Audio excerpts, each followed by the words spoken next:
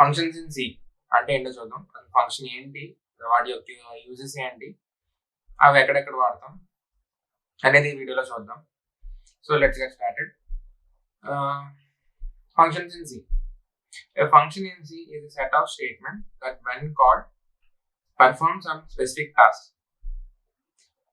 It is a basic building block of a C program that provides modularity and code reusability.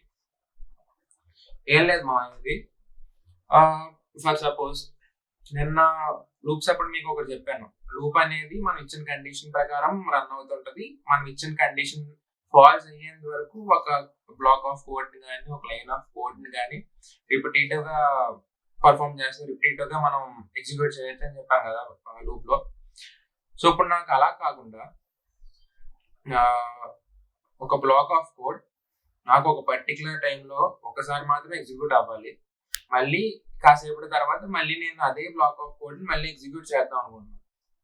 So అలాంటప్పుడు ఏం చేస్తాను, for example మీకు some of 2 numbers కానీ, product of 2 numbers కానీ, లేకపోతే ఒక ఏరియాని ప్రింట్ చేయడానికి కానీ, ఇలా ఇవి చేయాలన్నప్పుడు మీరు ఒక 100 to 150 లైన్స్ ఆఫ్ కోడ్ రాశారు. సో మీరు ఒక పర్టికులర్ పాయింట్ లో 2 నెంబర్స్ లేకపోతే ఒక 3 నెంబర్స్ ప్రొడక్ట్ కానీ, 3 నెంబర్స్ సమ్ కానీ ప్రింట్ చేయాలనుకుంటున్నారు. సో మీరు అప్పుడు ఏం చేస్తారు, ఆ వేరియబుల్ ఇనిషియలైజ్ చేసి, ఆ వేరియబుల్ డిక్లేర్ చేసి, ఫస్ట్ ఆ వేరియబుల్ ఇనిషియలైజ్ చేసి, ఆ సమ్ యొక్క కోడ్ రాసి, ప్రింట్ స్టేట్మెంట్ రాసి ప్రింట్ చేస్తారు. సో అట్లీస్ట్ ఒక 4-5 లైన్స్ కోడ్ అక్కడ రాస్తారు, అక్కడ ప్రింట్ అవుతుంది. సో మళ్ళీ మీరు ఇప్పుడు ఒక 100th లైన్ దగ్గర, 150th లైన్ దగ్గర మళ్ళీ మీరు సపరేట్ వేరే వేరియబుల్స్ ఆఫ్ ప్రొడక్ట్ కానీ, సమ్ కానీ మళ్ళీ ప్రింట్ చేయాలనుకుంటున్నారు. ఇప్పుడు మళ్ళీ దానికి ఏం చేయాలి, ఆల్రెడీ పాత వేరియబుల్స్ మీరు ఆల్రెడీ డిక్లేర్ చేస్తుంటారు. ఇంటి ఏనో ఇంటి బి ఏనో డిక్లేర్ చేస్తుంటారు. మీకు ఇప్పుడు ఏం వేరియబుల్ ఇవ్వాలో మీకు గుర్తుండదు, కన్ఫ్యూజ్ అవుతారు ఏమి ఇవ్వాలని. సో అక్కడ ఏమి ఇచ్చారో చెక్ చేసుకుంటుంటారు. సో ఇది ఇబ్బందే కదా. మళ్ళీ అప్పుడు రాసిన 5 lines of code, 6 lines of code మళ్ళీ ఇక్కడ రాయాలి. ఆ వేరియబుల్స్ ఈ వేరియబుల్స్ ఏం ఒకటి కాకుండా చూసుకోవాలి. సో ఇదంతా కొంచెం ఇబ్బంది కదా. సో అలాంటి కేసులో మనం ఫంక్షన్ అనేది వాడదాం అన్నమాట. ఫంక్షన్ అనేది a set of statements that is called to perform some specific task. మనం ఆల్రెడీ ఒక ఫంక్షన్ డిక్లేర్ చేసి, డిఫైన్ చేసి ఒక దగ్గర రాసి పడేస్తాం. దాన్ని మనకి ఎప్పుడు కావాలనుకుంటున్నాం దాన్ని కాల్ చేసి ఆ స్పెసిఫిక్ టాస్క్ అనేది పర్ఫామ్ చేస్తాం అన్నమాట. దీనివల్ల యూజ్ ఏంటి, ఇందాక మీకు చెప్పినట్టు మాడ్యులారిటీ, కోడ్ మాడ్యులారిటీ అనేది తగ్గుద్ది, ప్లస్ లైన్స్ ఆఫ్ కోడ్ అనేది తగ్గుద్ది. కోడ్ రీయూజబిలిటీ అంటే ఏంటి, ఫంక్షన్ లో మీరు ఆల్రెడీ కోడ్ అది రాసేసి ఉంటారు కదా. సో దాన్ని రీయూజ్ చేసుకోవచ్చు, మీకు కావాలనుకున్నప్పుడు ఎప్పుడు కావాలంటే అప్పుడు రీయూజ్ చేసుకోవచ్చు. సో ఇది ఫంక్షన్స్ యొక్క యూజ్. ఇది మీకు ఒక ప్రోగ్రామ్ అది రాసి మీకు అర్థం అవుతుంది. కానీ దానికన్నా ముందు ఇంకా మనం తెలుసుకోవాల్సింది ఇంకా కొన్ని ఉన్నాయి. అది తెలుసుకుని మనం ఎగ్జాంపుల్స్ అనేది చేద్దాం. Syntax of functions in C. The syntax of function can be divided into 3 aspects. First వచ్చేసి ఫంక్షన్ డిక్లరేషన్, సెకండ్ వచ్చేసి ఫంక్షన్ డెఫినిషన్, థర్డ్ వచ్చేసి ఫంక్షన్ కాల్. సింపుల్ మా, మీరు వేరియబుల్ ని ఎలాగైతే డిక్లేర్ చేసి, డిఫైన్ ఇనిషియలైజ్ చేసి దాన్ని వాడుకుంటారు, సేమ్ ఫంక్షన్ కూడా అలాగే సేమ్ సిమిలర్ గానే ఉంటుంది. ఫస్ట్ ఫంక్షన్ డిక్లరేషన్ గురించి చూద్దాం. ఫంక్షన్ డిక్లరేషన్ అంటే in a function declaration we must provide the function name, its return type, and the number and type of its parameters. Simple. మీరు ఆ function వాడాలనుకున్నప్పుడు, ఇప్పుడు మెయిన్ ఫంక్షన్ ఉంది, main function మనకి ఏమైనా రాస్తాం, ఇంట్ మెయిన్ అండ్ బ్రాకెట్స్ ఓపెన్ చేసి రాస్తాం కదా. సో ఇక్కడ ఇంట్ అనేది ఏంటి, రిటర్న్ టైప్. మెయిన్ అనేది ఏంటి, ఆ ఫంక్షన్ యొక్క నేమ్. అండ్ మనం బ్రాకెట్స్ లో మెయిన్ ఫంక్షన్ లో మనం ఏమి ఇవ్వం. సో మనం ఈ ఫంక్షన్స్ లో అనేది మన ఆర్గ్యుమెంట్స్ అనేది ఇవ్వాలి. సో సింటాక్స్ వచ్చేసి return type, name of the function and parameters pass to that function. అంటే నెంబర్ ఆఫ్ పారామీటర్స్ డిఫర్ అయి ఉండొచ్చు. సో అసలు ఎన్ని నెంబర్ ఆఫ్ పారామీటర్స్ పాస్ చేస్తున్నాం, అసలు ఆ పారామీటర్స్ డేటా టైప్ ఏంటి అనేది పాస్ చేస్తాం అన్నమాట. ఇది function declaration. And function definition. ఇప్పుడు ఫంక్షన్ డిక్లేర్ చేస్తాం, ఆ ఫంక్షన్ ఏదో టాస్క్ అనేది పర్ఫామ్ చేస్తుంది కదా. ఆ టాస్క్ పర్ఫామ్ చేయడానికి మనం కోడ్ రాస్తాం కదా. For suppose sum of 2 numbers ఉందనుకోండి, ఏంటి a equal to 10 into b equal to 15 అని చెప్పి sum equal to a plus b అని రాస్తాం కదా. ఈ రాసి ఈ కోడే ఫంక్షన్ డెఫినేషన్ అనమాట. So body of the function వచ్చేసి function definition. The function definition consists of actual statement which are executed and the function is called.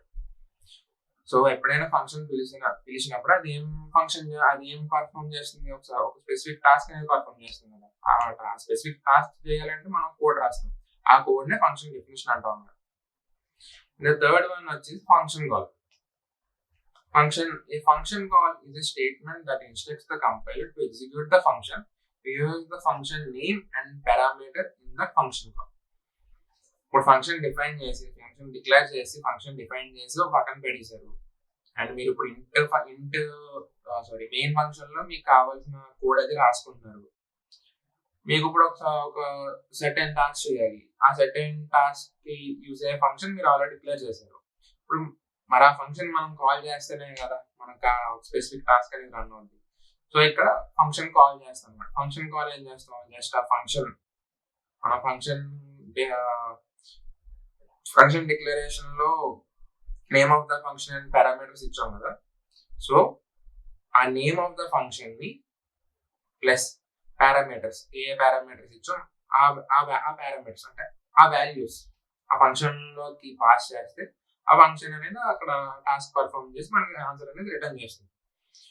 ఇక్కడ చూడండి, working of a function. Working of a function మనం ఎప్పుడైనా function అనేది ఇంట్ out side main function లో రాస్తాం. ఇక్కడ ఈ ఫంక్షన్ కూడా అవుట్ సైడ్ మెయిన్ లోనే రాసాం, మెయిన్ పైన రాసాం. మీరు మెయిన్ కిందనైనా రాసుకోవచ్చు. ఇక్కడ ఫంక్షన్ ఏంటి, ఇంటి మెయిన్ బ్రాకెట్స్ లో ఇంట్ ఏ ఇంట్ బి. సో ఇక్కడ ఏంటి, ఇంట్ అనేది రిటర్న్ టైప్, సమ్ అనేది ఫంక్షన్ యొక్క నేమ్. ఇవి పారామీటర్స్. ఎన్ని పారామీటర్స్ ఇచ్చాడు, 2 పారామీటర్స్ ఇచ్చాడు. ఏ పారామీటర్స్ ఇచ్చాడు, ఇంటి పారామీటర్స్ ఇచ్చాడు. వాటి నేమ్స్ ఇంట్ ఏ ఇంట్ బి. ఈ ఫంక్షన్ అసలు ఏం చేస్తుంది, ఏని బిని సమ్ చేసి దాని వాల్యూ రిటర్న్ చేస్తుంది. సో రిటర్న్ ఏ ప్లస్ బి. సో ఎప్పుడైతే మనం ఆ మెయిన్ ఫంక్షన్ లో ఇంట్ యాడ్ ఈక్వల్ టు, ఇది కొత్త వేరియబుల్, యాడ్ అనేది కొత్త వేరియబుల్, దాని వాల్యూ మనం దేనికి అసైన్ చేస్తాం, సమ్కి అసైన్ చేస్తాం. సమ్ అంటే ఏంటి, ఈ ఫంక్షన్. సో ఇంట్ add equal to some brackets లో మనం ఏ నెంబర్స్ యాడ్ చేద్దాం అనుకుంటున్నాం ఆ నెంబర్స్ అనేవి పాస్ చేస్తే అదే డైరెక్ట్ 10 + 30 = 40 అనేది ప్రింట్ చేసేస్తుంది. సో ఇది ఫంక్షన్ బేసిక్ ఫంక్షన్స్ అన్నమాట. కోడ్ చూద్దాం. సో ఇదే కోడ్ నేను ఆన్లైన్ లో కొడతాను, మీకు ఈజీగా అర్థమైపోతుంది అన్నమాట అసలు ఎలా వర్క్ అవుతుంది అంటే. రిటర్న్ టైప్ ఇంట్ అనేది name of the function and ఇంట్ ఏ కామా ఇంట్ బి. సో బ్రాకెట్స్ లో మనం ఆల్రెడీ అక్కడ ఇంట్ సమ్ ఈక్వల్ టు బ్రాకెట్స్ లో ఆల్రెడీ ఇంట్ ఏ ఇంట్ బి డిక్లేర్ చేస్తాం కాబట్టి మళ్ళీ డిక్లేర్ చేయాలని పని అయితే లేదు. డైరెక్ట్ గా రిటర్న్ ఏ ప్లస్ బి. ఇక్కడ రిటర్న్ స్టేట్మెంట్ అంటే ఏంటి, ఏ ప్లస్ బి ఆ సమ్ ఏని బిని యాడ్ చేసి వచ్చిన సమ్ ఉంటుంది, రిజల్ట్ ఉంటుంది కదా, దాన్ని రిటర్న్ చేసాం మనం. సింపుల్ గా రిటర్న్ స్టేట్మెంట్ దానికి యూజ్ అవుతుంది. మీకు ఆల్రెడీ తెలిసే ఉంటుంది, ఇప్పటి వరకు మనం చాలా ప్రోగ్రామ్స్ చేసాం. సో డైరెక్ట్ గా నేను ఇంట్ యాడ్ అనే వేరియబుల్ కి సమ్ అనే ఫంక్షన్ అసైన్ చేస్తున్నాం. 20, 20 ఇద్దాం. ఇప్పుడు డైరెక్ట్ ప్రింట్ చేద్దాం. Print percentage sum add. Okay, return 0. Return statement అనేది మీకు ఆల్రెడీ ఫస్ట్ లోనే చెప్పాను కదా, నాన్ జీరో అంటే సక్సెస్ఫుల్ గా టర్మినేట్ అయ్యిందని, నాన్ జీరో వాల్యూస్ వస్తే ఎర్రర్ త్రో చేస్తున్నారు. ఇక్కడ 40. ఇక్కడ మనం ఇక్కడ మనం 2020 ఇచ్చాం. సో ఇక్కడ కోడ్ ఏం రాయలేదు, మనం జస్ట్ ఫంక్షన్ లోనే కోడ్ రాసాం. ఎక్కడ ఇది దీన్ని యాడ్ చేయమని ఫంక్షన్ లో కోడ్ రాసాం. సో ఎప్పుడైతే మనం ఇక్కడ ఫంక్షన్ అయితే కాల్ చేసామో ఆ ఫంక్షన్ అయితే ప్రింట్ అయిపోతుంది.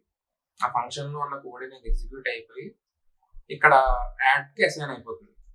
సో ఇది చిన్న కోడ్ కాబట్టి మీకు దీని వల్ల పెద్ద యూజ్ ఏంటి బ్రో అని అనొచ్చు. కాకపోతే మీరు ఒక 1000 ఆఫ్ లైన్ కోడ్స్ రాసినప్పుడు ఇదే లైన్ ని ఒకసారి మీరు ఊహించుకోండి.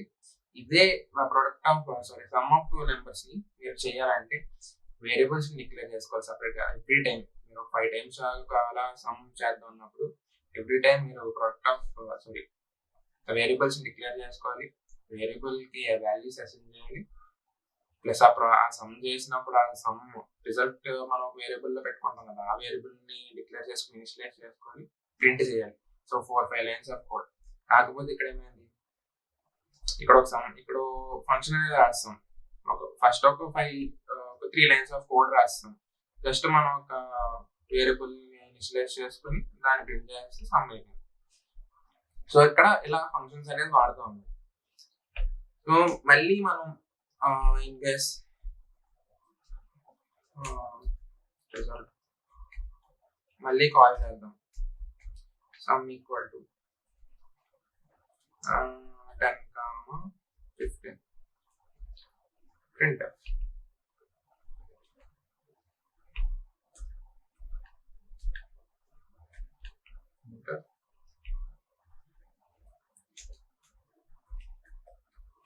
రిజల్ట్ ఇక్కడ స్లాష్ అని పెడతాం. స్లాష్ అని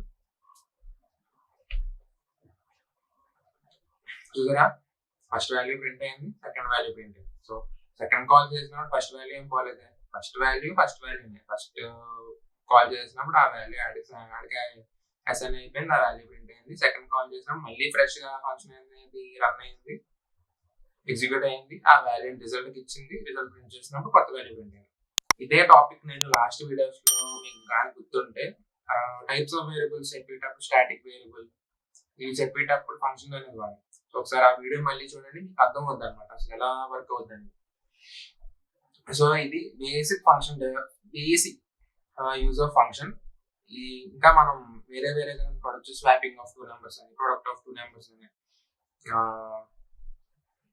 ఇంకా డిఫరెంట్ ఫంక్షన్ కాదు, దగ్గర మనం 3-4 డిఫరెంట్ ఫంక్షన్స్ మనం డిక్లేర్ చేసుకొని ప్రొడక్ట్ చేయొచ్చు, కాల్ చేసుకోవచ్చు.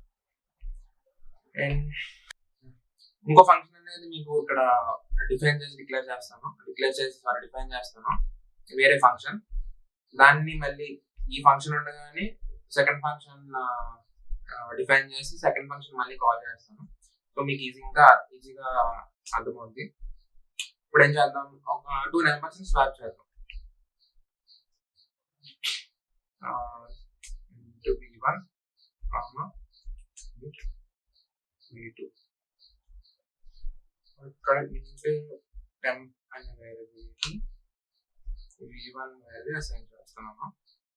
సో V1 వాల్యూకి V2 వాల్యూని అసైన్ చేస్తున్నాము. సో V2కి టెంప్ లో ఉన్న వాల్యూ అసైన్ చేస్తున్నాము. printf percentage after swapping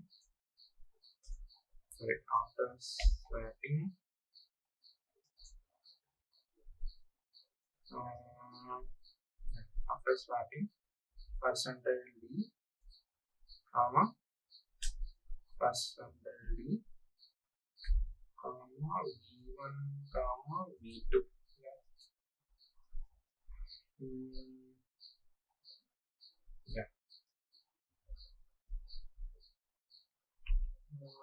copy చేసుకోండి.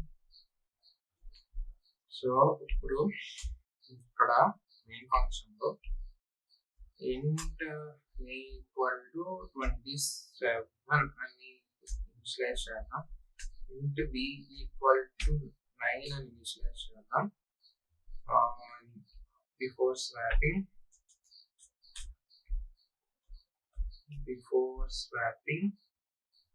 ఇక్కడ మనం ఏం వాల్యూస్ ఇచ్చాము, a కామా b కదా, a comma b and so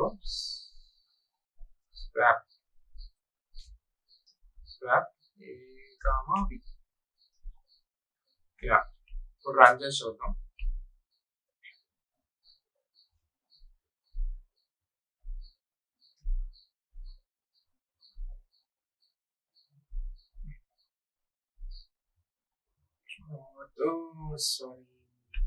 sorry Mohan. Yeah, ఇక్కడ రిటర్న్ స్టేట్మెంట్ అనేది దీని ముందు ఈ బ్లాక్ ఆఫ్ కోడ్ ముందు ఇచ్చేసాను కదా. సో రిటర్న్ వచ్చేసిన వెంటనే ఇంకా రిటర్న్ కింద ఉన్న కోడ్ అనేది ప్రింట్ అవ్వదు అనమాట. సో ఇలాగే మీకు కోడింగ్ అనేది వస్తుంది.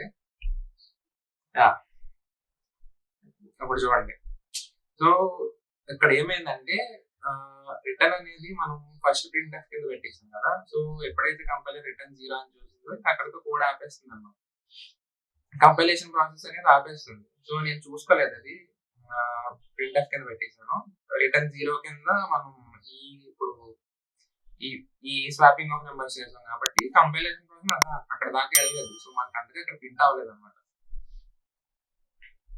సో ఇలాంటప్పుడు మీరు, అందుకే మిమ్మల్ని నిన్న కూడా లాస్ట్ వీడియోస్ లో కూడా చెప్పాను, మీకు ప్రాక్టీస్ చేయండి. మీకు ఎర్రర్స్ వస్తే ఎర్రర్ రెక్టిఫై చేసే కొద్దీ మీకు కోడింగ్ వస్తుంది. సో ఇలాంటి మిస్టేక్స్ వస్తుంటాయి. యా, సో ఇప్పుడు ఇక్కడ void swap into v1 into v2 అని ఇచ్చాను కదా. ఇక్కడ void అనేది రిటర్న్ టైప్. సో ఈ ఫంక్షన్ అనేది ఏం రిటర్న్ చేయట్లేదు. ఇక్కడ ఉన్నట్టు రిటర్న్ a ప్లస్ b అన్నట్టు రిటర్న్ చేయట్లేదు. ఏం చేస్తుంది, ప్రింట్ చేస్తున్నాం మనం. సో ప్రింట్ అనేది రిటర్న్ కాదు, వాల్యూని రిటర్న్ చేయట్లేదు మనం. అక్కడ ఒక స్టేట్మెంట్ అనేది ప్రింట్ చేస్తున్నాం కన్సోల్ లో. సో కాలర్ కి ఏ వాల్యూ అనేది రిటర్న్ అవ్వదు. అండ్ ఇదేంటంటే ఇంట్ టెంప్ అనే వేరియబుల్ లో దీని అసైన్మెంట్ ఆపరేటర్ వాడి. అసైన్మెంట్ ఆపరేటర్ అంటే ఏం చేస్తుంది, ఏదైనా రైట్ సైడ్ ఉన్న వాల్యూని లెఫ్ట్ సైడ్ కి అసైన్ చేస్తుంది అనమాట. ఓకే, గుర్తుపెట్టండి, రైట్ సైడ్ ఉన్న ఈక్వల్ టు తర్వాత ఉన్న ఆపరేటర్ ఈక్వల్ టు తర్వాత ఉన్న వేరియబుల్ ఒక వాల్యూని ఈక్వల్ టు ముందున్న వేరియబుల్ కి అసైన్ చేస్తుంది. అదే అసైన్మెంట్ ఆపరేటర్ అంటే. సో ఇక్కడ ఏమైంది, ఇంటి టెంప్ ఈక్వల్ టు v1 అన్నాం. v1 లో మనం ఇక్కడ 27 ఇస్తున్నాం కదా, ఈ ఎగ్జాంపుల్ లో 27 కదా. సో ఇక్కడ ఏం చేస్తుంది, టెంప్ ఈక్వల్ టు v1 అంటే v1 లో 27 ఉంది కాబట్టి ఆ 27 వాల్యూని టెంప్ కి పంపించేస్తుంది. ఓకే, ఇప్పుడు v1 ఈక్వల్ టు v2. ఇక్కడ ఏం చేస్తుంది, v2 వాల్యూ 9 కదా. So v1 equal to v2 అంటే అసైన్మెంట్ ఆపరేటర్ ఏం చేస్తుంది, 9 వాల్యూ v2 నుంచి v1 కి పంపిస్తుంది. రైట్ సైడ్ నుంచి లెఫ్ట్ సైడ్ అసైన్ చేస్తుంది.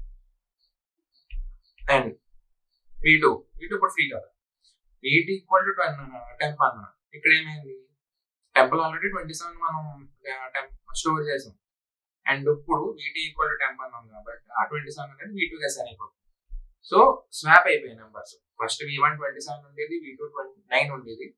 అండ్ ఈ ప్రాసెస్ కంప్లీట్ చేసేసరికి v1 9 అయిపోతుంది, v2 వచ్చేసి 27 అయిపోతుంది. ఇది స్వాపింగ్ ఆఫ్ నెంబర్స్ అంటే. సో మనం దాన్ని ఇక్కడ కాల్ చేసి రన్ చేసేసరికి బిఫోర్ స్వాపింగ్ చూడండి 27 9 ఉండేది, ఆఫ్టర్ స్వాపింగ్ 9 27. సో ఇది ఎన్ని ఫంక్షన్స్ అయినా మీరు డిఫైన్ అవుట్ సైడ్ మీరు ఎన్ని ఫంక్షన్స్ అయినా డిక్లేర్ చేసుకుని డిఫైన్ చేయొచ్చు. కోడ్ లో ఎన్ని ఫంక్షన్స్ అయినా మీరు కాల్ చేయొచ్చు. ఒకే ఫంక్షన్ ఎన్నిసార్లు అయినా కాల్ చేయొచ్చు. సో ఫంక్షన్ యొక్క యూజెస్ దీన్ని బట్టి మీకు అర్థమైపోయి ఉండాలి. కోడ్ రీయూజబిలిటీ అనేది పెరుగుతుంది. ఫంక్షన్ ఒకసారి డిఫైన్ చేసి పడిచేస్తే మనం మెయిన్ కోడ్ లో మనం ఎన్నిసార్లు అయినా కాల్ చేసి దాన్ని ఎగ్జిక్యూట్ చేయొచ్చు కాబట్టి రీయూజబిలిటీ అనేది బాగుంటుంది. మాడ్యులారిటీ, ఎక్కువ లైన్ ఆఫ్ కోడ్ మనం రాయాల్సిన అవసరం లేదు, ఎందుకంటే డిఫైన్ చేసిన ఫంక్షన్ మనం వాడేసుకుంటున్నాం. అండ్ సో ఇది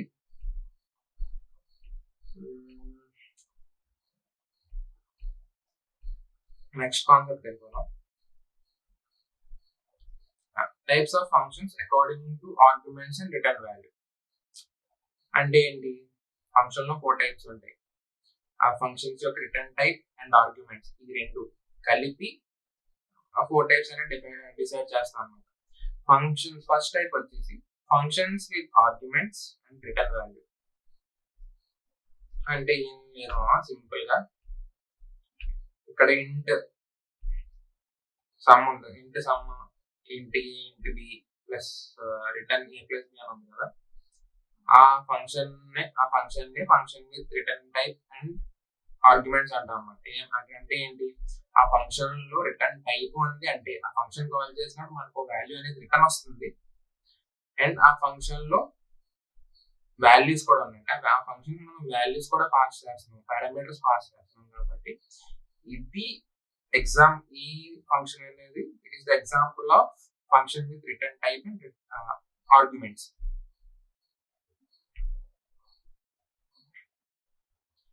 and function with arguments and no return value అంటే ఫంక్షన్ కి మనం ఆర్గ్యుమెంట్స్ పాస్ చేస్తాం, కాకపోతే రిటర్న్ టైప్ అనేది ఏమి ఉండదు అనమాట. దానికి ఎగ్జాంపుల్ వాయిడ్ స్వాప్. ఇక్కడ రిటర్న్ వాల్యూ చూసారా, వాయిడ్ ఉంది అంటే ఫంక్షన్ అనేది ఏం రిటర్న్ చేయదు అనేది అర్థం. ఇక్కడ స్వాప్, అక్కడ స్వాపింగ్ కూడా ఏం జరగదు, సారీ అక్కడ void just return type void, అది అంటే ఏం రిటర్న్ అవ్వదు.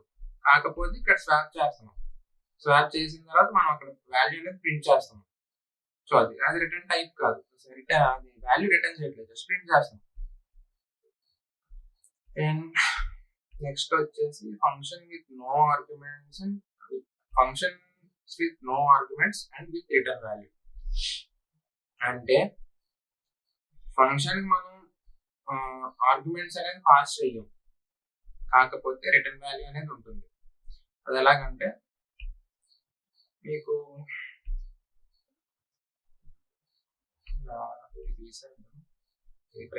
ప్రస్తుతానికి తీసేద్దాం. And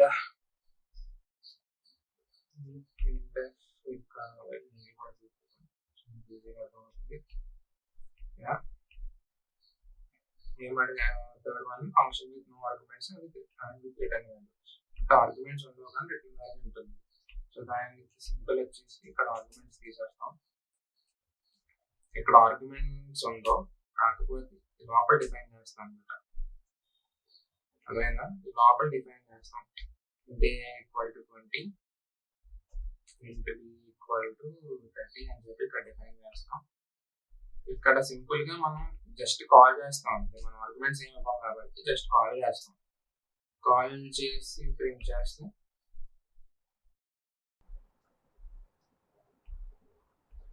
function with no arguments and no return value. Function with no arguments and no return value అంటే అసలు రిటర్న్ వాల్యూ ఉండదు అండ్ ఆర్గ్యుమెంట్స్ కూడా మనం ఇవ్వలేం. సింపుల్, రిటర్న్ వాల్యూ కూడా ఉండదు, ఆర్గ్యుమెంట్స్ కూడా ఇవ్వలేం. దానికి ఎగ్జాంపుల్ ఏంటంటే ఇక్కడ రిటర్న్ చేయకుండా జస్ట్ మనం ప్రింట్ చేసేద్దాం.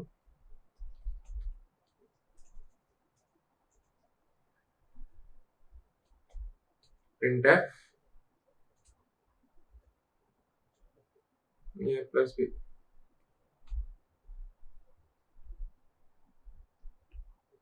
ఇవన్నీ ఇది తీసేద్దాం, ఇది కూడా తీసేద్దాం, జస్ట్ ఫంక్షన్ కాల్ చేద్దాం అంతే.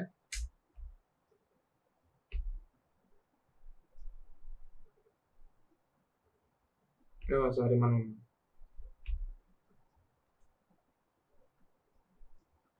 ఇవ్వాలి, ఫార్మాట్ స్పెసిఫైర్ ఇవ్వాలి. ఫార్మాట్ స్పెసిఫైర్ ఇవ్వకపోతే సెగ్మెంటేషన్ ఎర్రర్ వస్తుంది. ఇక్కడ కూడా అదే ఇచ్చింది చూసారా, సెగ్మెంటేషన్ ఫాల్ట్.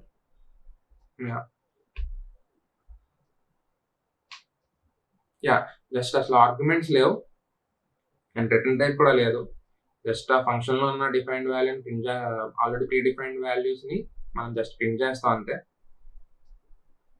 సో ఇది function with no arguments and no return value. And next topic in functions వచ్చేసి ways to pass arguments to function. అంటే మనం ఆర్గ్యుమెంట్స్ ఇస్తుంటాం కదా, ఈ వాల్యూస్ ఫంక్షన్ కాల్ చేసినప్పుడు ఈ వాల్యూస్ అనేది 20 ఇందాక సమ్ ఫంక్షన్లో 20+10 20, 10 అని ఇచ్చాం కదా, వాల్యూ పాస్ చేయడం అన్నమాట. అలా మనం ఎలా పాస్ చేస్తాం సో అనేది చూద్దాం. ఫస్ట్ వచ్చేసి pass by value. Pass by value అంటే ఏం లేదు మచ్చా, జస్ట్ బేసిక్ కింద మనం చూసాం కదా. First example int a comma int b. So ఇక్కడ 10, 20 చోట 10, 12.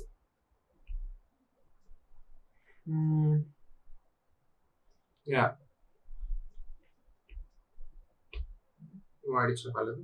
సో ఇక్కడ ఏమవుతుంది, ఇది పాస్ బై వాల్యూ అనమాట.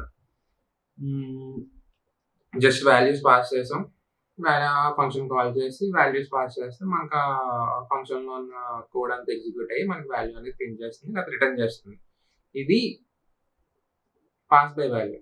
మీకు ఇంకోటి చెప్పాలి, ఇక్కడ పైన మనం ఈ అవుట్ సైడ్ మెయిన్లో మనం ఫంక్షన్ డిక్లేర్ చేస్తున్నాం కదా, వాటికి మనం పారామీటర్స్ ఇస్తాం కదా, వాటిని ఆర్గ్యుమెంట్స్ అని కూడా అంటారు. ఈ బయట ఫంక్షన్లో ఉన్న ఆర్గ్యుమెంట్స్ని ఫార్మల్ ఆర్గ్యుమెంట్స్ అంటారు అన్నమాట. ఇంట్ మెయిన్ లోపల మనం కొన్ని ఫంక్షన్ కాల్ చేసి అక్కడ మనం వాల్యూస్ పారామీటర్స్ ఇస్తాం కదా, వాటిని యాక్చువల్ పారామీటర్స్ అంటారు. సో ఎప్పుడైతే మనం ఈ యాక్చువల్ పారామీటర్ని ఫంక్షన్కి ఇస్తామో, ఈ యాక్చువల్ పారామీటర్స్ అనేది ఆ పై ఫంక్షన్ ఫార్మల్ పారామీటర్స్ ఉన్నాయి కదా అక్కడ కాపీ అయిపోతాయి. సో కాపీ అయిన వాల్యూస్ మీద మన ఫంక్షన్ అనేది ఒక స్పెసిఫిక్ టాస్క్ అని ఒక సర్టెన్ టాస్క్ అనేది ఎగ్జిక్యూట్ చేస్తుంది అన్నమాట. నెక్స్ట్ వచ్చేసి pass by reference. Pass by reference అంటే ఏం లేదు, ఈ పాస్ బై రిఫరెన్స్ అనేది మీకు నెక్స్ట్ వీడియోలో తెలుస్తుంది. సో ఇక్కడ మనం స్వాప్ చేద్దాం. పాస్ బై రిఫరెన్స్ అంటే మనం పాయింటర్స్ ద్వారా వాల్యూస్ని అసైన్ చేస్తాం అన్నమాట. సరే, పాయింటర్స్ ద్వారా వాల్యూస్ని రిట్రీవ్ చేసుకుని వాటి మీద టాస్క్ అనేది పెర్ఫామ్ చేస్తాం. ఇక్కడ స్వాప్ కదా చేస్తున్నాం, దీన్ని ఎలా ఉంచేద్దాం. అండ్ ఇంట్ సేమ్ ఇందాకట్లే అది int temp equal to variable asterisk a asterisk a equal to asterisk b equal to temp. ఇక్కడ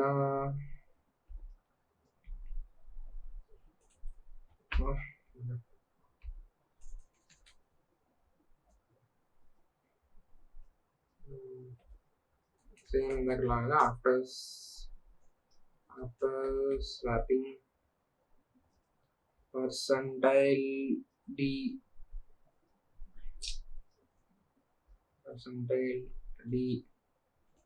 comma percentile d.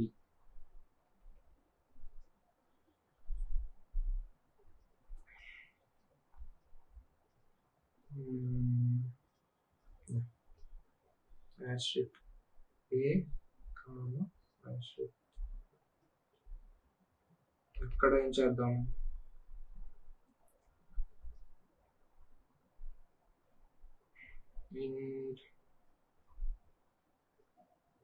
int a equal to 10, int a equal to 12.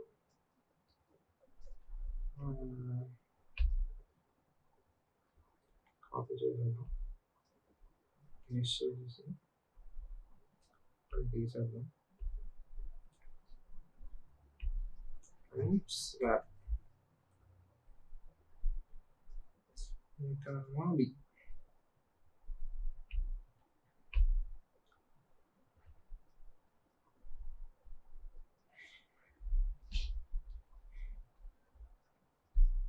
చూసారా, ఎర్రర్ త్రో చేసింది ఇది. ఎందుకు, మనం ఇక్కడ పాస్ బై రిఫరెన్స్ అనే technique వాడుతున్నాం. So pass by reference అనేది ఏం లేదు మావా, జస్ట్ ఇది కూడా సింపులే, కాకపోతే ఇక్కడ మనం పాయింటర్స్ అనేది వాడతాం.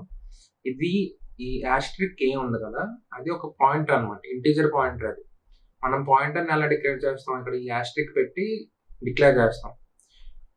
సో ఈ పాయింటర్ గురించి మీకు ఇంకా క్లియర్గా నెక్స్ట్ వీడియోలో తెలుస్తుంది. మన next video pointers in C. కాకపోతే ఇక్కడ చిన్న డెఫినేషన్ చెప్తాను. మనం పాయింటర్స్ అనేది వేరే ఒక వేరియబుల్ అడ్రస్ని, వాల్యూని కాదు, అడ్రస్, మనం ఒక వాల్యూని స్టోరేజ్లో స్టోర్ చేస్తాం కదా. సో ఈ పాయింటర్స్ అనేది ఏం చేస్తుందంటే, ఈ పాయింటర్ ఆ వాల్యూకి మనం పాయింట్ చేసినప్పుడు ఆ వేరియబుల్ ఎక్కడైతే ఉందో ఆ అడ్రస్ని ఈ పాయింటర్లో సేవ్ చేసుకుంటాం అనమాట. సో అందుకు మనం పాయింటర్స్ వాడతాం. ఈ పాయింటర్స్ డిక్లరేషన్ ఇదే, డేటా టైప్ ఆస్ట్రిక్, ఇది అనేది పాయింటర్ నేమ్. సో ఇది డిక్లరేషన్. ఇనిషియలైజేషన్ వచ్చేసి మనం ఏమన్నా వాల్యూకి ఇస్తాం, వాల్యూ యాంపర్సెంట్ వాడి ఇస్తాం అనమాట. ఇనిషియలైజేషన్ అనేది యాంపర్సెంట్ వాడి మనం ఏ వాల్యూ అడ్రస్ అనేది పాయింటర్లో స్టోర్ చేద్దాం అనుకుంటున్నాం ఆ వేరియబుల్ నేమ్ పెడతాం. సో ఇక్కడ మనం ఏం చేసాం, ఇక్కడ ఎర్రర్ త్రో చేయడానికి కారణం ఏంటి? సో అంతా నార్మలే, ఇంటి A = 10 అన్నో, ఇంటి B = 12 అన్నో ప్రింట్ చేసాం. కాకపోతే ఇక్కడ స్వాప్లో మనం డైరెక్ట్ వాల్యూస్ పాస్ చేసాం. వాల్యూస్ కాదు, మనం ఇక్కడ రిఫరెన్స్ పాస్ చేయాలి. రిఫరెన్స్ అంటే ఏం లేదు, సింపుల్గా అడ్రస్ పాస్ చేయాలి. సో అడ్రస్ ఎలా పాస్ చేస్తాము అంటే, మనకు ఒక అడ్రస్ ఆపరేటర్ ఉంది కదా, యాంపర్సెంట్, అది యాంపర్సెంట్ A యాంపర్సెంట్ B అని చెప్పి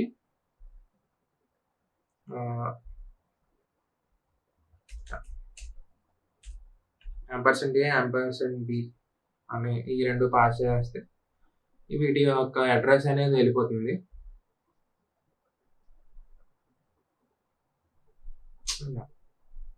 స్లాష్ అని పెట్టాలి.